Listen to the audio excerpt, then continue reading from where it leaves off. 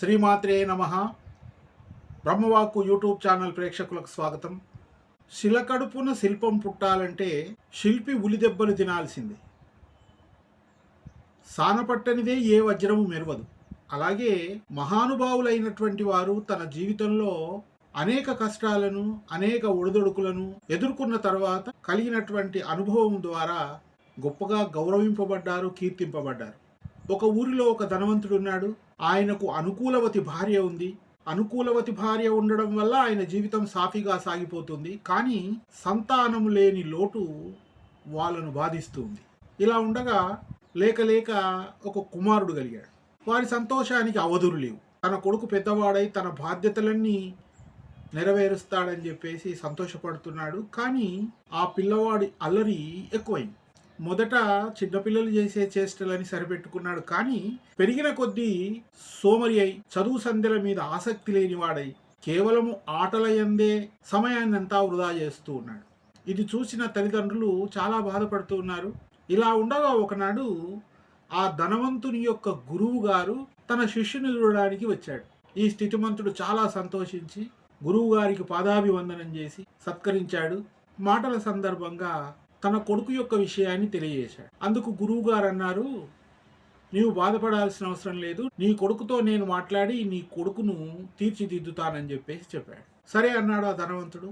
ఇక ఈ గురువు గారు ఆ పిల్లవాడిని దగ్గర తీసి, బాబు, మీ నాన్నగారి తర్వాత మీ నాన్నగారి బాధ్యతలన్నీ నెరవేర్చేది నీవే కదా, మరి నీవే ఇలా అల్లరి చిల్లరగా ఉంటే ఎలా నిర్వహిస్తావు? నీవు చదువుకొని గొప్పవాడివై మీ తల్లిదండ్రులకు ఆనందం కలిగించడమే కాకుండా వారి బాధ్యతలను నువ్వు స్వీకరించాలి అన్నాడు. అందుకు ఆ పిల్లవాడు అన్నాడు, లేదు లేదు, నాకు నా స్నేహితులతో ఆడుకోవడం తప్ప మిగతా విషయాలు నాకేవి తెలియవు, వాటి అందే ఆసక్తి అనగానే గురువు గారు అన్నారు, సరే మీ స్నేహితులు మీరు కలిసి ఎక్కడ ఆడుకుంటారో ఆ స్థలానికి నన్ను ఒకసారి తీసుకెళ్ళన్నాడు. తీసుకెళ్తూ ఉన్నాడు.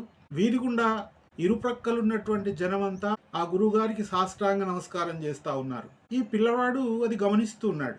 ఆట స్థలంలోకి వెళ్ళేసరికి పిల్లలందరూ కూడా ఈయనను చూసి దూరంగా వెళ్ళిపోతున్నారు. పిల్లవాడికి సందేహం కలిగింది. ఎప్పుడూ ఆడుకోవడానికి రాగానే పిల్లలందరూ కలిసిపోయేవారు, ఈ గురువు గారిని గౌరవిస్తున్నారు, చిన్నపిల్లలందరూ దూరంగా వెళ్తున్నారు, ఎందుకని గురువు గారిని అడిగాడు.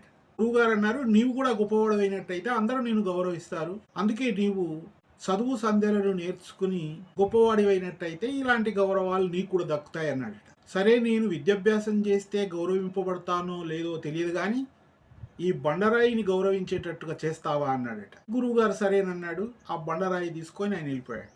ఉదయమే ఆ ధనవంతుని ఇంటి ముందు గ్రామ ప్రజలందరూ వచ్చి దర్శించుకుని వెళ్తున్నారు. పిల్లవాడు హడావుడిగా బయటకు వచ్చి, ఏమిటి మా ఇంటి ముందు ఇంతమంది ఎందుకున్నారని తెలుసుకునేసరికి అక్కడ ఒక చిన్న విగ్రహం పెట్టడం జరిగింది. అక్కడే గురువు గారు ఉన్నారు. అప్పుడు పిల్లవాడితో అన్నాడట, చూసావా, నిన్న నీవు చూసినటువంటి బండరాయి ఈనాడు విగ్రహంగా రూపుదాల్చుకొని అందరి చేత పూజింపబడుతుంది. ఎవరైనా సరే పనికిరాని వారంటూ ఎవరు ఉండరు. ప్రయత్నం చేసినట్టయితే ప్రతివారు గొప్పవారు అవుతారు. నువ్వు అనుకున్నటువంటి ఆ బండశిలనే గౌరవింపబడుతున్నప్పుడు నీవు చదువు సంధ్యలు నేర్చుకొని గొప్పవాడివైతే నాలాగా గౌరవం పొందుతావు కదా అనేసరికి పిల్లవాడిలో మార్పు వచ్చేసి గురువుగారు చెప్పినట్టుగా విని తండ్రి గారి యొక్క బాధ్యతలను స్వీకరించి పేరు తెచ్చుకున్నాడు. ప్రతివారు కష్ట నష్టాలు ఎదుర్కొనిదే గొప్పవారు కాలేరు. ఈనాడు ప్రపంచంలోనే గొప్ప ధనవంతులుగా పేరు పొందిన వారందరూ కూడా తమ జీవితంలో అనేక కష్టాలను ఎదుర్కొన్నారు. అనేక ఒడిదొడుకులతో జీవితమే భారమైంది అనుకున్న సందర్భంలో కష్టాల నుండి కలిగినటువంటి అనుభవం ద్వారా ఎంతో గొప్పవారై కీర్తింపబడుతున్నారు.